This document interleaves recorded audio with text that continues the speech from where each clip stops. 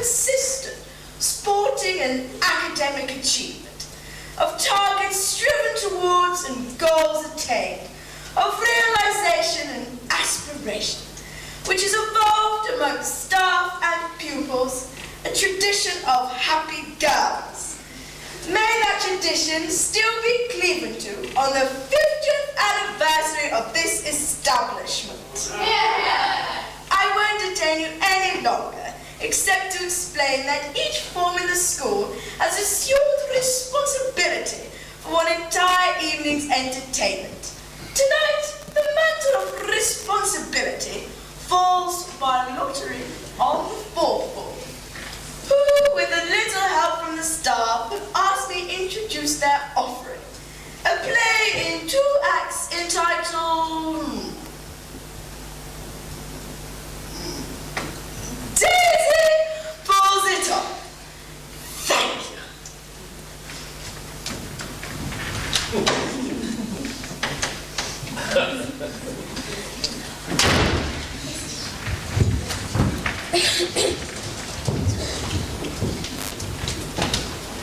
Stop that, Duncan. See you later, Douglas. Daisy Meredith. Daredevil, tomboy, possessed of a brilliant mind, exuberant, quick-witted, fond of practical jokes, honourable, honest, courageous, straight in all things, and an elementary school girl. Father, dead. Mother, a former opera singer, who struggles to keep home together for herself, Daisy, and Daisy's 4 brothers, Dick, Douglas, Daniel, and Duncan, in a small terraced house in London's East End, by giving music lessons to private pupils. Daisy has recently taken an exam, which will, if she succeeds in passing it, enable her to gain a place as the first ever scholarship pupil at Grangewood Girls' School, one of the most famous educational establishments in the country. If, however, she fails the exam, she must leave her elementary school at the end of the year and take up some form of ill-paid menial work to which she is little suited. Thank you.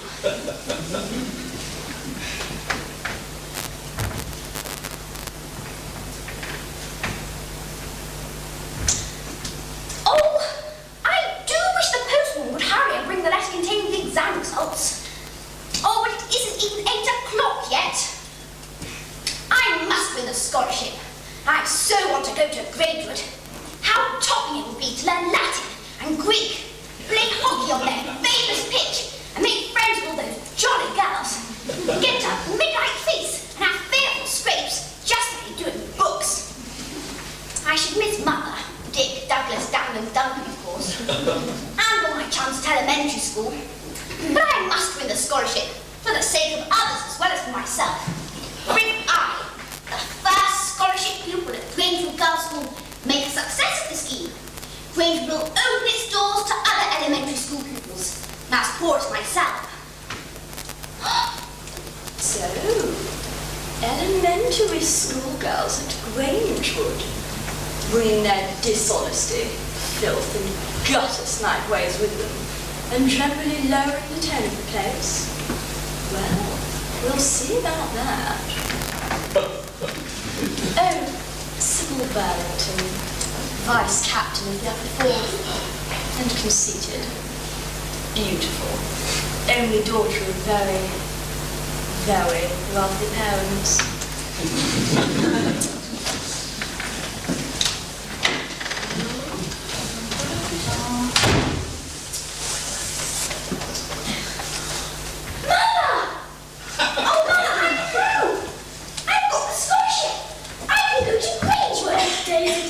Splendid! I'm so glad and proud.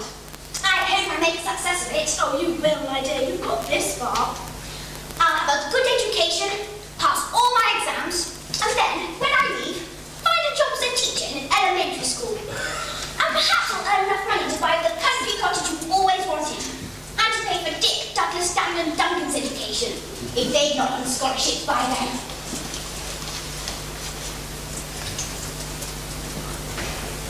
The school holidays passed all too slowly for Daisy. That is, until the time came to say goodbye to those she loved best. Board the train, Daisy, dear. Otherwise you'll find yourself left on the platform with the train steaming off without you. Oh, the boys asked me to give you this. Right off, Mother. I'll be dying to know what you're doing. And any news you may hear of my old school pals. Oh, God bless you, Daisy, dear. I know you'll do absolutely splendidly and make us all even prouder of you, if that's possible. And remember, Daisy, keep your chin up and never tell a lie or do anything mean or underhand. You may find boarding school life a little strange, or perhaps difficult at first, but be straight with everybody and you'll pull through. Will! Oh, Mother!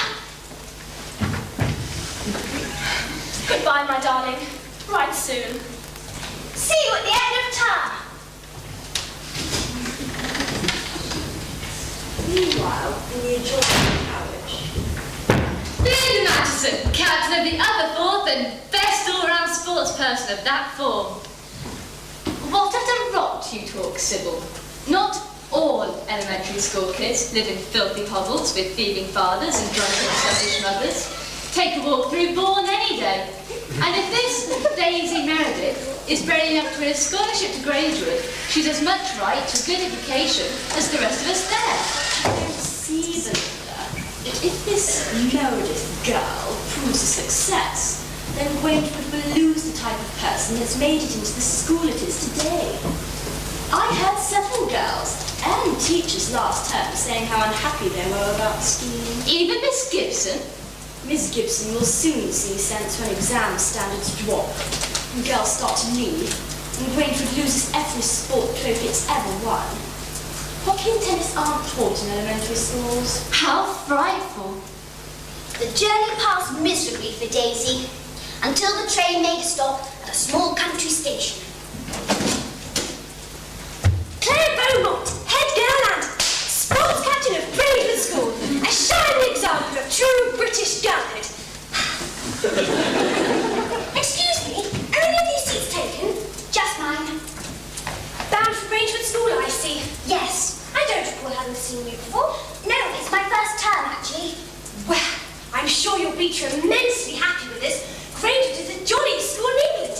Claire Beaumont, by the way, 6th. Daisy Meredith. Daisy Meredith. Yes, I'm to be the other fourth. Of course, she must be the girl who won the scholarship. The first of many such girls, I hope. That's the spirit, Kitty. But there are a few silly little rotters in the school that aren't too keen on the scholarship pupils being admitted. I'd lie low at Barbie for the first month or so, until they've got used to the idea of being made flesh. Fuck of old thing. There are some jolly decent people in the floor. You'll pull through. I jolly well hope to.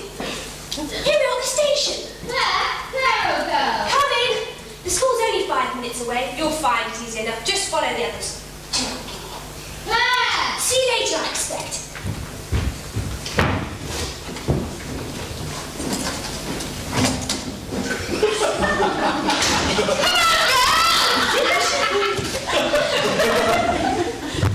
Daisy stepped onto the platform of the tiny country station, scarcely able to push her way through the crowd of laughing, chattering girls.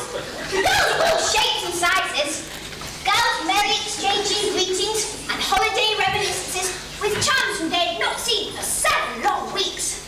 Girls who in the grey and yellow colours of Grangewood resembled not so much a whirlpool as so many tumbling, foaming little waves, rushing short from the incoming tide and breaking thankfully on the warm yellow sands of home. Mistresses suddenly appeared on the station and began to shepherd the bubbling throng into the lane that led to the school. They rounded the corner. I say! And there stood Grangewood School, a rambling red brick Elizabethan mansion, its mullioned windows twinkling in the sun like so many welcome lights, with curious twisted chimneys. Flowers of every scent and hue bordered the smooth green lawns. And there, behind the house, stretched the tennis courts and playing fields, which Grangewood was justly renowned. As they passed the great stone gates, the girls as one turned to look at the sapphire sea the chalky cliffs on which the school so proudly stood. What an absolutely gorgeous place! I'm going to be so immensely happy here. Isn't it heavenly? I'm knocked over entirely. Trixie Martin, madcap and poet of the upper fourth. I say, aren't you a new bug? I mean, girl. Yes, Daisy Meredith. Daisy Meredith? That's right, I'm to be in the upper fourth. Oh, jubilate, that's my form. Perhaps we can have desks next to each other. One can have an uncommonly good time at Grangewood, so long as one doesn't upset the prees or mistresses too much. I say, are you fond of setting up stunts? I should say. I've got 4 brothers. We constantly play tricks on each other. Can you swim? A little? Capital. You'll soon improve. For if the weather's fine enough, the entire school goes for an early morning dip in the sea. There's an absolutely scrubby beach at the bottom of the cliffs, half leading down to it, known only to ourselves. How you reckon? That's Claire Beaumont over there. I met her. How uncommonly lucky. Claire is Grangewood's sports captain and head girl. She's a first-rate tennis and hockey player, as well as having a brain. We all adore her. Her people, well, her mother, actually own Grangewood. I say! Her family used to live in the building, and then just over 20 years ago, they started to lose money after old Sir Digby Beaumont died, and so they were forced to lease it out to the school governors. Each year, they have lost more and more money, and now it looks as though they may have to sell to the school governors. There is talk that the family fortunes could be saved, if only the Beaumont treasure could be found. Treasure? Yes! I hunted for hours, tapping walls, searching for secret panels and trapdoors and clues, and so have scores of other girls. But it's probably only hearsay. Nothing's ever been found. Trixie Martin, you ought to go and see Matron at once. She's in a fearful mood over something. Oh, dash it! Mother's probably not named to have my new socks. See what tea I expected. Monica Smithers, school toady and chief crony of Sybil Burlington. I say, I've not seen you before. It's my first day at Grangewood. Daisy Meredith. Daisy. Oh, the scholarship girl.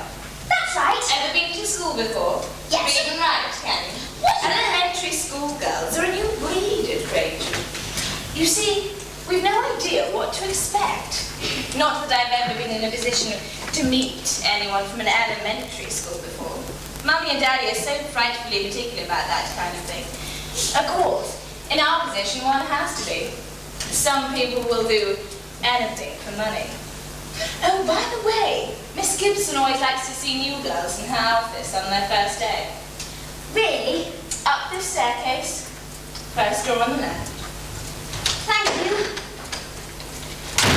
What a sickening girl! Now, where did she say?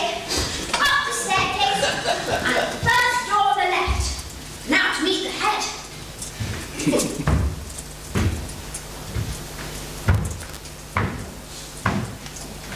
Alice Fitzpatrick, prefect, deputy sports captain, and the best chum of Claire Beaumont. What are you knocking on there for, child? I've got to see Miss Gibson. Well, it's not in there you'll find Miss Gibson. See, there's only a broom cupboard.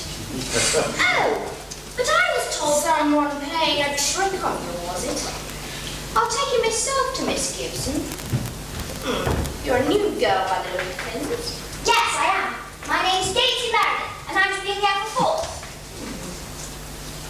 Daisy. That's a nice enough name. I've got games, hockey, tennis and such like. I enjoy playing football and cricket with my brothers, but I've not had much opportunity to play hockey or tennis. You see, they didn't teach me at my last school, only rounders. Is that a fact? But I know all the rules for hockey and tennis. I swatted up with them from books at home. Reading's not quite the same as doing, but if you've the sporting spirit, you'll do finely. Play the game, that's what we say here. Play up and play the game. And it's a poor view we take of any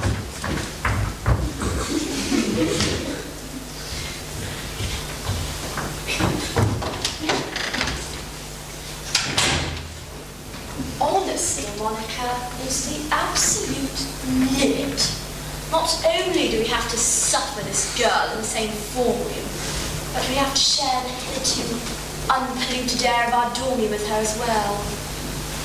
Not to mention that little wench Twixie Martin. And is one of the nicest dormies in the school. Have you noticed, Sybil, how extraordinarily chummy Trixie is with the Meredith girl? Yes. We must put a stop to that, for the sake of Grangewood. Honesta quam magna.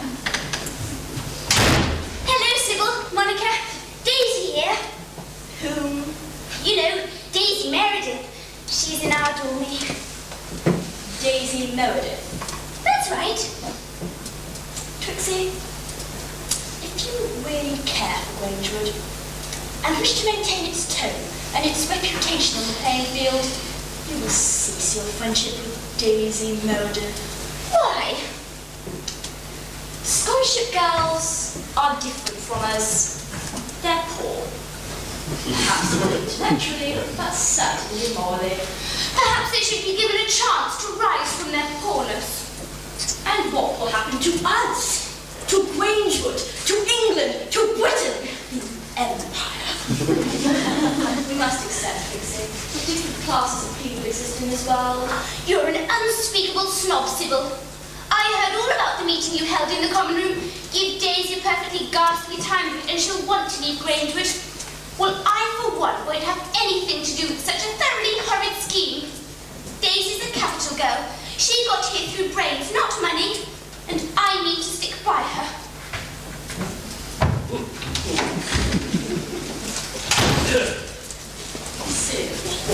Well, I think you're right, Sybil. Thank you, Monica. It's a sad thing when there are only 2 people in an entire school who really care about it. I'll take my coat into bed, I think.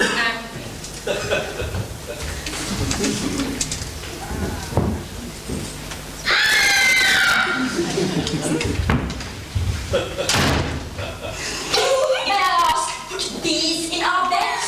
Your beds? Yes. I'm afraid it was I who put the frog into your bed. I'm very sorry. You see, I thought it was Trixie's bed. And just the sort of behaviour one expects. And it was I who put the hairbrush into your bed, Monica, thinking that it was Daisy's. Only ragging. Nothing to pour the vials of wrath about. Daisy, our 2 dormy mates, Sybil Burlington and Monica Smithers. Hello!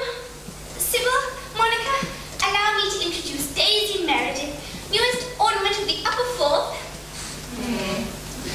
Who's our new Daisy? We won't get our cocoa otherwise. Yes. Jolly nice to have met you both.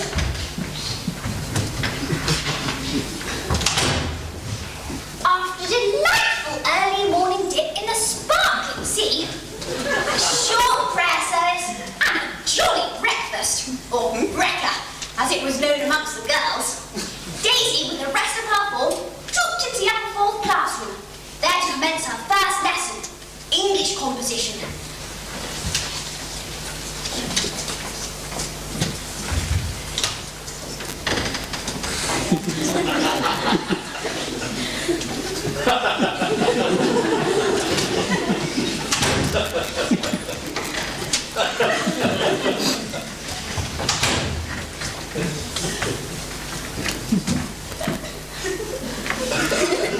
Miss Granville, the firm but fair form mistress of the upper 4th. One of the teachers with strong doubts on the efficiency of scholarship pupils at Grangewood. Good morning, girls! Good morning, Miss Granville. Now, girls, open your poetry books, please, at page number 55. We're going to read Ye Mariners of England, a name by Thomas Campbell. Daisy? Yes, Miss Daisy Meredith? Yes, Miss Can we Granville. hear you read this, please? Shall I stand out there? Can you stand up here, please?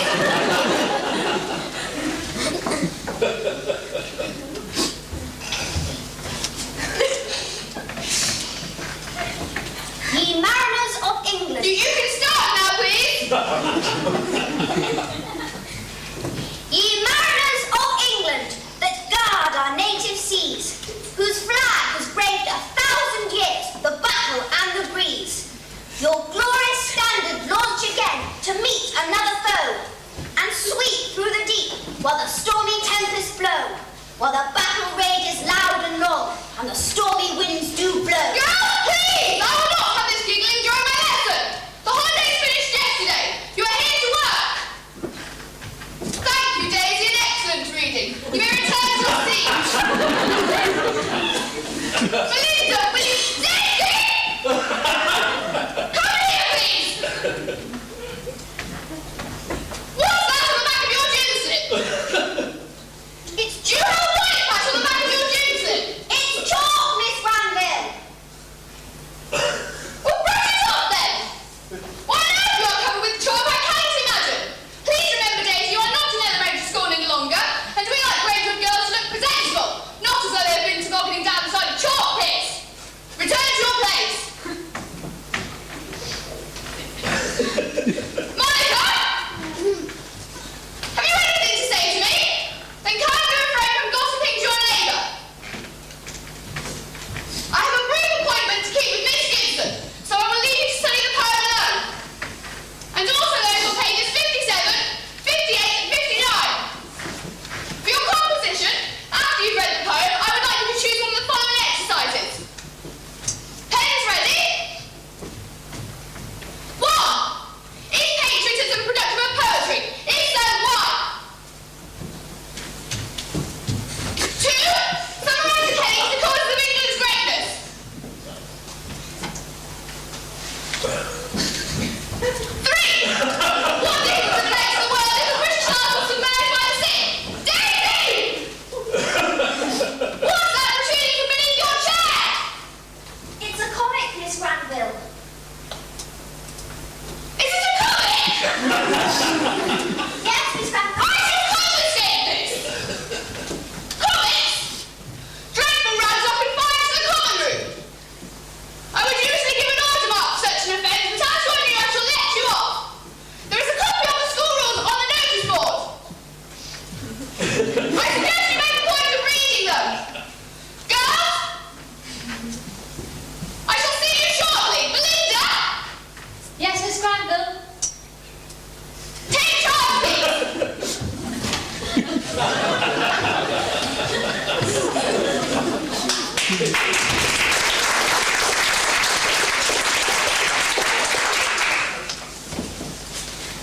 I'd like to thank whoever was responsible for nearly getting me an order mark. Shh! First time you ever kept silent without a mistress in the room, Monica. Tit for tat. Stunts are fine, Sybil, so long as one doesn't land one's victim in a hole. Order marks aren't my idea of fun. Is your friend incapable of speaking up for herself? No, just speechless at some people's meanness. As captain of the form, I ask you to kindly chuckle this talking and get down to some work before a mistress comes along and hears us.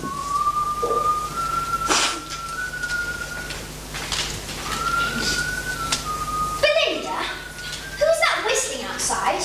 Mr. Thompson, he's employed your assistant gardener. Rather a mystery man. He lives alone in a tiny cottage in the middle of Crampton Wood. Where he comes from, no one knows. He appeared in this area about 10 years ago, apparently. He hasn't a wife or any relatives, nothing of that kind. Poor man! I say, Sybil, isn't Meredith the name of Welsh origin? I do believe it is, Monica. My father tells me the Welsh keep their house coals in their baths. How quaint. Why are you being so beastly to me, both of you? You paid me back for the frog in the bed stunt. Are elementary school kids incapable of taking a joke? Chuck it, Sybil. You really are pretty hateful. This is Daisy's first morning here. We should be shown what Grangewood girls are made of, not acting like a pack of mean cats. And I thought one would stand here and called an elementary school kid. She's a Grangewood girl now, scholarship or not. You needn't be so beastly, Belinda. I refuse to discuss the matter further. Very well. You form your own little gallery of plaster saints, but you'll soon see whether I'm right or not. All of you.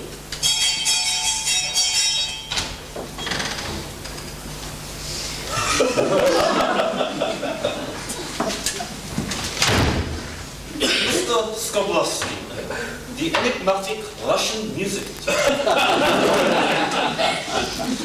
Good morning, girls. Good morning, Miss Grabowski. Remain standing, if you please. Now, to begin, we will all sing the song, The Ash Grove. Alice, if you please.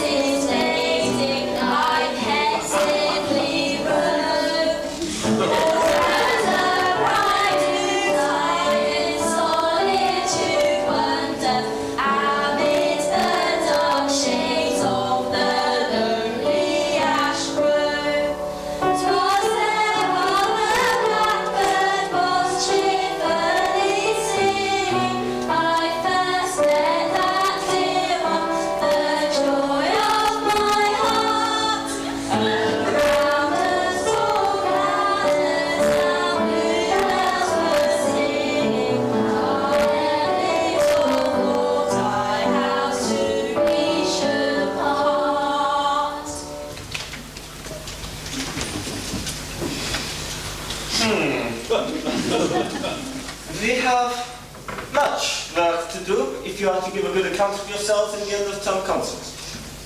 You sing straight from the throat, not enough from down here. Find the voice otherwise.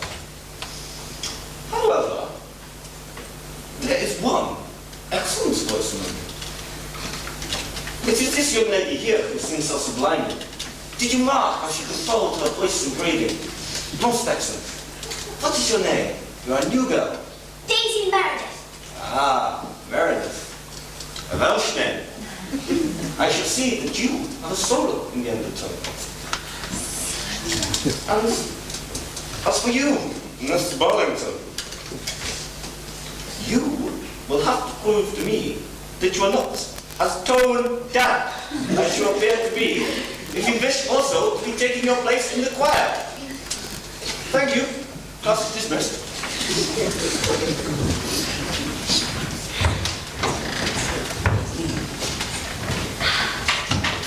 I say, my head's absolutely spinning.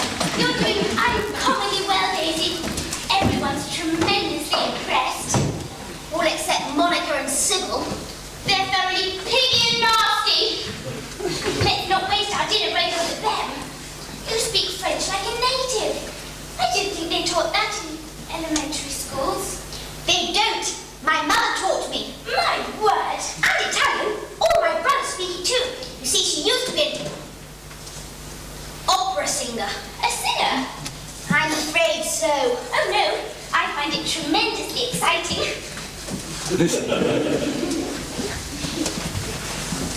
I say, Trixie, let's form a secret society.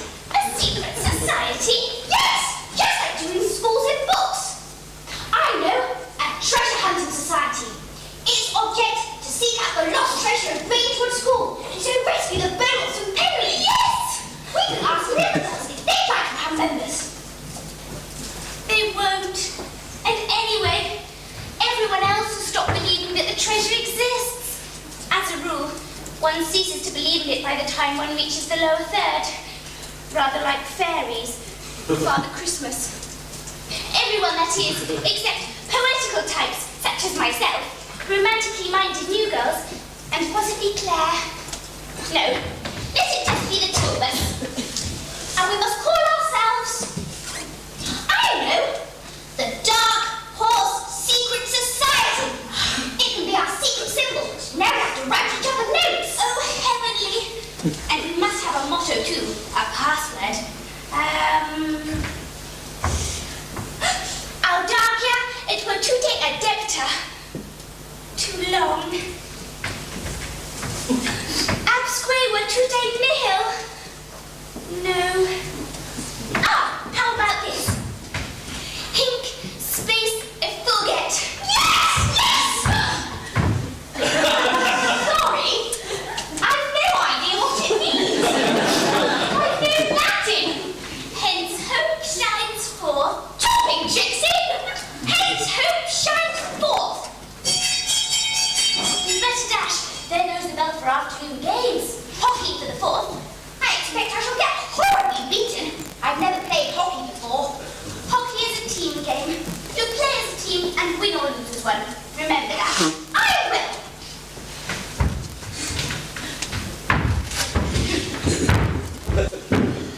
Isn't it a fine thing to back? To be standing on this pitch when we've fought so many battles. Yes, Alice. It is, as you say, a fine thing. You know, I'm almost glad this is my final year to Rangewood. For to make the last year the name Beaumont will appear upon the title deed. Dear girl. The truth of the matter is, Alice, we're up a gum tree. What with poor mother's medical fees and my younger brother. Digby. Yes. Dear Digby's school fees are still to be met. And the rent of the cottage is far too high for us. I was talking with Mother before I came back. Unless a miracle happens, we're going to have to sell to the school governors by Christmas. I offered to leave home and find employment as a teacher. But Mother wouldn't hear of it. I must say, I'm not looking forward to leaving all this. Going out into the real world and becoming a proper grown-up.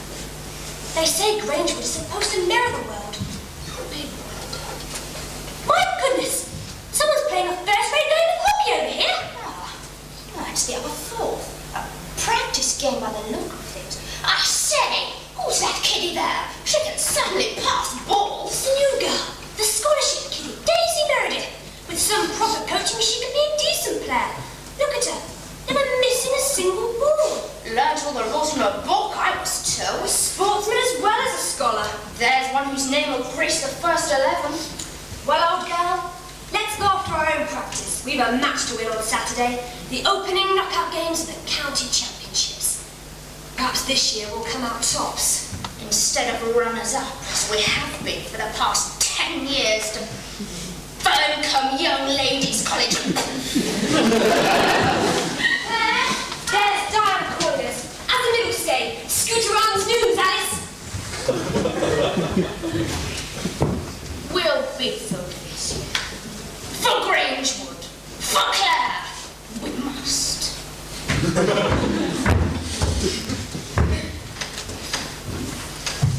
For a while, Daisy's life at Grangewood passed uneventfully, apart from the odd unpleasantness from Monica and Sybil. Then, one evening after prep, while she and Trixie were systematically tapping wooden wall panels in the hope of finding a secret passageway which would lead them to the hidden treasure,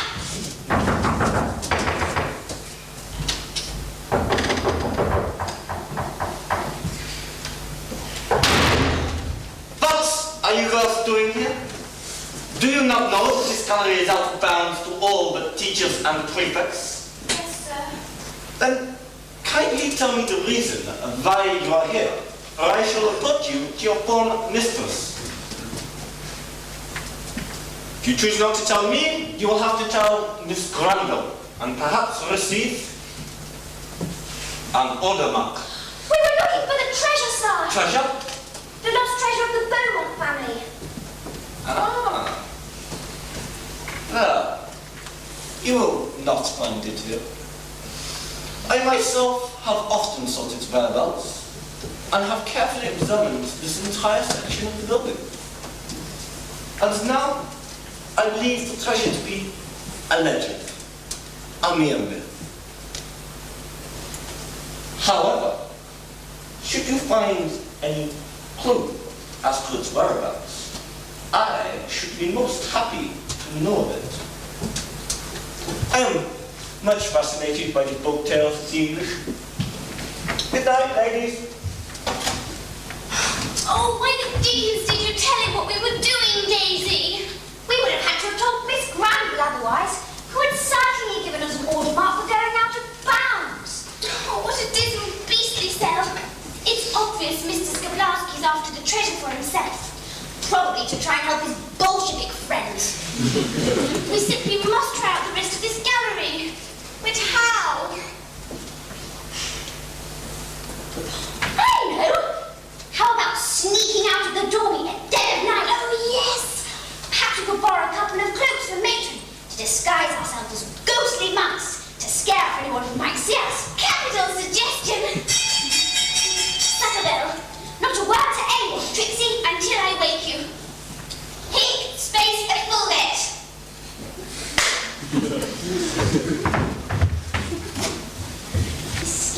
working out, Monica. It is in small ways, Sybil. So small that it's going to take her 20 years to get enough board marks to get a bad conduct mark. No, Monica. She's doing fearfully well in everyone's books. We've got to move drastically. Fast.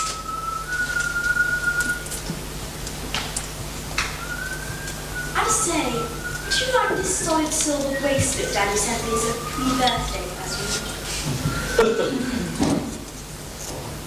I say, Monica, do look. Oh, sorry, Sybil. I commissioned from Miss Gibson for Daddy to take me out to a slap-up birthday tea in town and then off to a concert afterwards. And Daddy said I might like to take a friend along to accompany me. I was thinking of asking you, Monica. Oh, Sybil, I'd adore it. All silly then. Well, I want to read some hits in preparation for the school poetry competition. I need to win it this year, not to be picked at the post by that wretched little Twixie Mart. When do entries have to be in? In 3 to 4 weeks, I believe. Why, Monica, you're not thinking of entering, are you? Yes. Oh, I mean, I could never hope to write anything that would be half as good as anything of yours, Sybil. But I do have a tremendous fancy to have a bash at it, just to show that Daisy Meredith a thing or two. Well, bash away to your heart's content. I'm off to bed.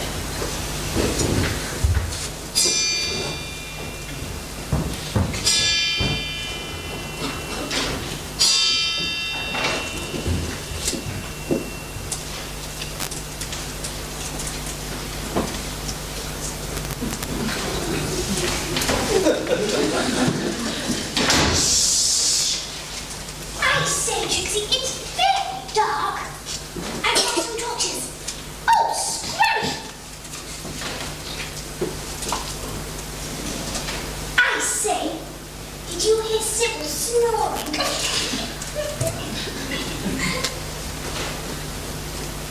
Come on, to the gallery.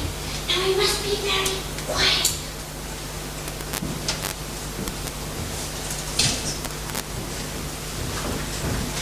We're almost there. I say, what's that? What? There's a light burning beneath the door of the second floor common room. And voices. Burglars. Shh. We must wake Miss Gibson and get into a frightful row for being here ourselves. But surely we should consider school property before ourselves. I dare say you're right. I'll go to Miss Gibson with you. But hold fire for a second or two. Trixie! I'll take a tiny peek through the keyhole, just to make sure. Of what? What can you see? Oh, Jemima, what a sale! Can I have a look? It's the seconds up to their ears in a midnight feast.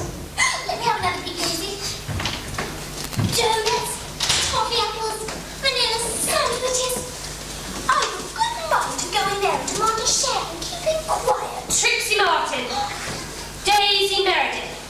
Claire! Perhaps you'll both come and see me in my study tomorrow morning and inform me of the purpose behind this midnight visitation. But Claire! I'll wake Miss Calder to deal with those babes. I'll see you both tomorrow. Oh, Jemima, we're for it now. Will Claire report us to Miss Gibson, do you think? If she thinks we've been utterly evil, she might. No, the worst of it is whether the seconds recognise our voices or not. They'll think we're absolute snakes if they did. They wouldn't think that, would they? How else would Claire have discovered them? No. What we have to find out is who sneaked on us. If only you'd seen why they look so wonderfully comic. Dressed up in two matron's cloaks, supposed to be monks or something.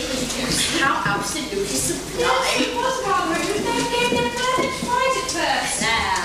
What I'd like to know is how they got themselves involved in keeping watch for a second board piece. The boys always become seconds are such babes. Do you not remember the fine jigs we used to get up to in our young days? What utter little horrors we were. Do you remember that winter? We went on a midnight skating expedition. And Katy Collins running through the thin ice. Yes! I'll leave you to it, you darling girl. I'll have a flute lesson in town. I'll see you on the field one night. Cheerio, sir. Don't let Miss Gibson hear slanging like that. Come in, you two.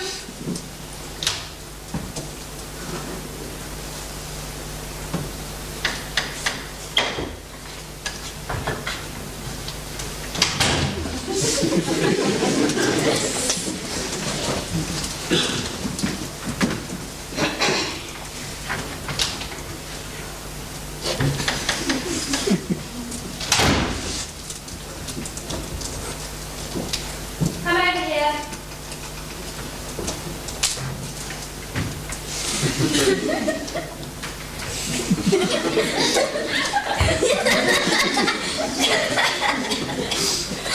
Now, perhaps a parent will tell me why you took it on yourselves last night to break a good many school rules, and at the same time risk getting the second form into a jolly serious fix. Remember, as sports, you are responsible for setting a good example to the lower school, not leading into situations which you know to be contrary to the rules of Rangewood. We had nothing to do with the second's feast, truly, Claire. Honour bright, Why on the truth of the matter is, Claire, we were searching for the treasure, the Beaumont treasure, and we were on our way to the East Gallery to wrap panels and all that kind of thing, when we stumbled across the seconds knocking off bars. We know that the East Gallery is out of bounds, which is why we disguised ourselves, but we're both dreadfully sorry. Claire smiled a twitch, but it was with some effort that she hastily pulled herself together. I see. We're immensely sorry for getting you up in the middle of the night, too. I shan't report you to Miss Gibson. Oh, that was awfully, Claire! Now you, Trixie, have been here the longest and ought to know better than... Please, Claire. It was my idea just as much as Trixie's. Thank you, Daisy. Very well. On Saturday, from lunch until tea time, you will both stay within the confines of the school building. Oh, but we shall miss the first knockout match of the county hockey championship. Well, my dear child, it's high time you gave up kiddish stunts. Claire, is there any truth in the story of the Beaumont treasure? How serious are you both about finding it? Immensely serious. And I shall tell you. Yes, the Beaumont treasure does exist. You see, kiddies, the mystery centres around my grandfather, the late Sir Digby Beaumont. Now, he was an extremely eccentric gentleman, who as he got older became more and more impatient with the new ideas, and as he thought, lower standards of the younger generation. This led to endless arguments within the family, especially with his younger of his two sons, my Uncle David, who left after a particularly vehement quarrel with Sir Digby, and has never been seen or heard of since. How fearful. Shortly after this awful quarrel, Sir Digby died as well. All manner of family heirlooms, money, valuables, disappeared. In his will, it was revealed that he had hidden this treasure somewhere within the walls of Grangewood. And a set of clues leading to its whereabouts so complicated that the treasure can only be uncovered by whosoever has wit enough to unravel these clues. My father hunted unceasingly for the treasure, right until his death 4 years ago. Since then, no one's had much impetus to carry on with the search. Oh, the will also said another important clue lies with my Uncle David, but as he's been gone 20 years or so, there's little hope there. I was looking at the portraits of your family in the Great Hall, and I noticed that one of the frames was empty. Yes, now that contained the only known portrait of my Uncle David. My grandfather had it removed after the quarrel. How perfectly tragic. Was your grandfather a scientist? Why do you ask? Well, in his portrait, he's holding a jolly queer-looking instrument of some kind. It's a device, apparently, for measuring the distances between stars. My grandfather was tremendously keen on astronomy. How uncommonly rare. There goes Sam, I've got to go. Thank you most awfully for showing such an interest in the treasure. I tell you, Claire, we mean to find it for you. But remember, no more midnight expeditions. We'll be perfect seraphs on upright.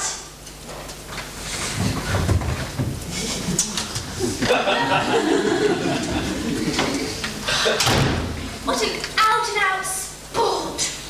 Claire is absolutely the most adorable girl I've ever met. I'd risk anything for her.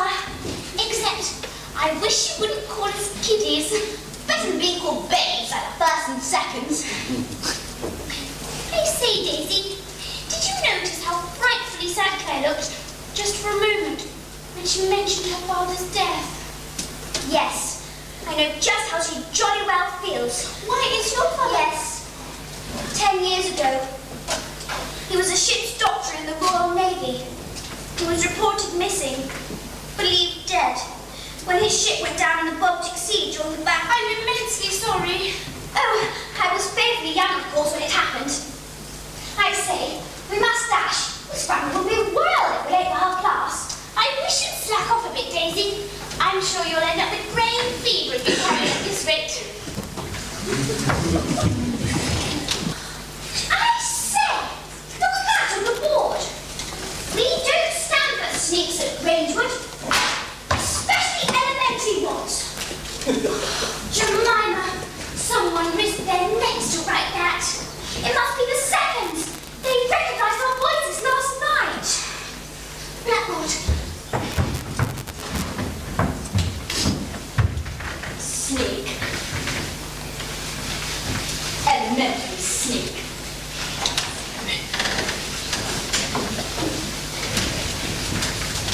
Good morning, girls! Good morning, Miss Granville. Thank you, Trixie and Daisy, for cleaning the blackboard, but it really wasn't necessary to wipe off the list of today's essay topics. Take an order, my peach, and return to your seats.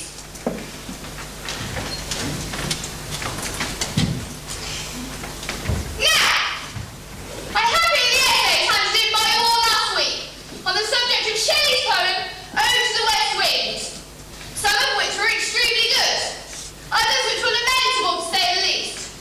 Johnson kind of refrained from fidgeting. One essay, which I thought exceptionally content, I was forced to give half marks to, owing to the blots and inky fingerprints which almost obliterated it. If you are incapable, Daisy Meredith, of coping with pen and ink, you'll have to use pencil. Let me see no more work like this.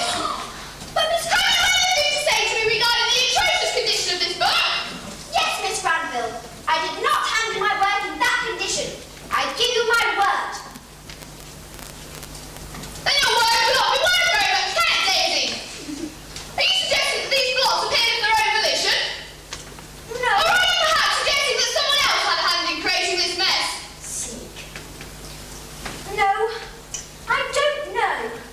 All I know is that when I wrote my essay, it was perfectly clear of any blots. Very well. I shall take your word for it, that you really believe the work you handed in was presentable. However, I think the little blotting paper would not come amiss next time. Now, who is this week's book monitor? Oh, Belinda! Hand these back to their owners, thank you. Now, girls. Just a brief word on this year's school poetry competition. Details of which you will also find pinned to the school notice board. There are 2 exercises, from which you must choose only one. First being heroes. Have you got that? Heroes. Belinda, have you a pencil sharpener you can lend Diane, please? The second being a poem that should bear the title, The Meditations of a Lighthouse. Each poem should not exceed 50 lines in length and should be handed in to me by Friday week. Daisy found it a struggle to concentrate for the rest of that lesson. She was convinced that Sybil had had hand in defacing her essay.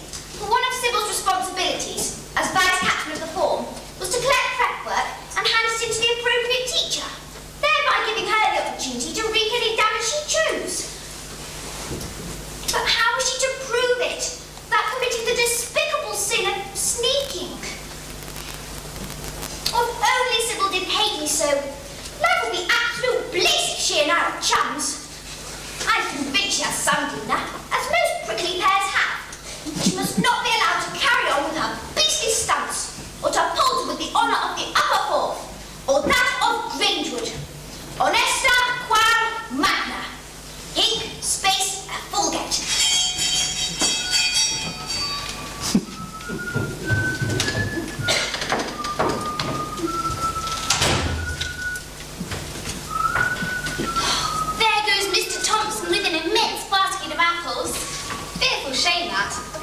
maid on the orchard for days. Doesn't look like there's much point now.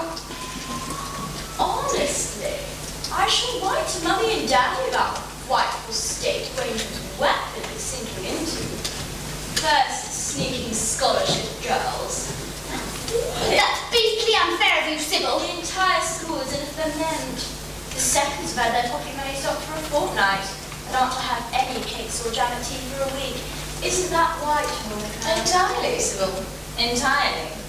Is it right that the honour of the upper fourth and the morals of one of its members, namely Trixie Martin, should be thrown into disrepute by one girl? That's rot, Sybil. We all shall.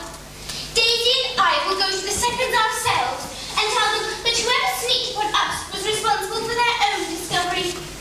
And what's more, we intend to find the person responsible and expose her to the entire school.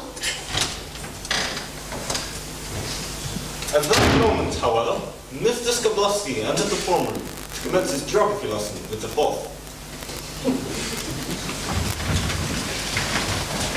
Good morning, girls. Good morning, Mr. Skablowski. Please sit down. Now, please open your geography textbooks at page 31. This morning, we will be studying Peru. Daisy opened her book at the appropriate page, and as she did so, a slip of printed paper fluttered from her book and onto the floor.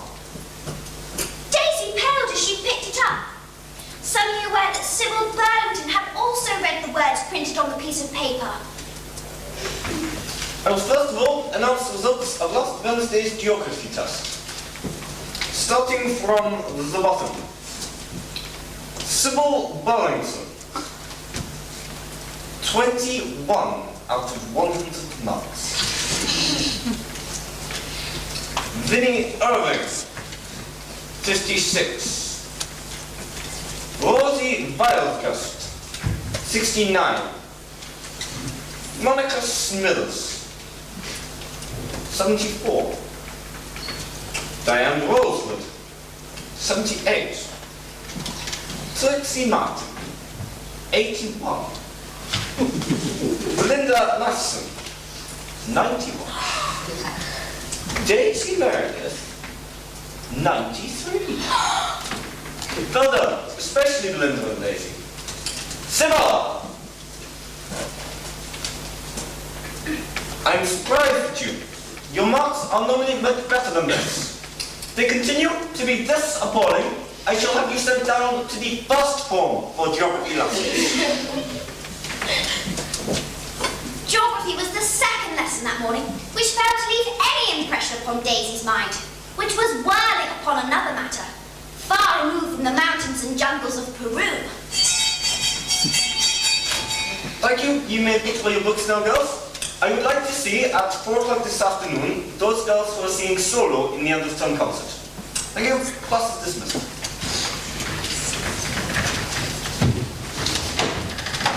As the fourth form prepared to go to lunch, Sybil Burlington caught Daisy's arm. Look here, Daisy Meredith. Unless you devise some means of getting yourself removed from Rainwood within the next fortnight, I shall tell Miss Gibson of what I saw printed on that piece of paper. For the piece of paper to which Sybil referred had printed upon it the answers to the previous Wednesday's geography test. And we don't stand for cheats at Grangewood.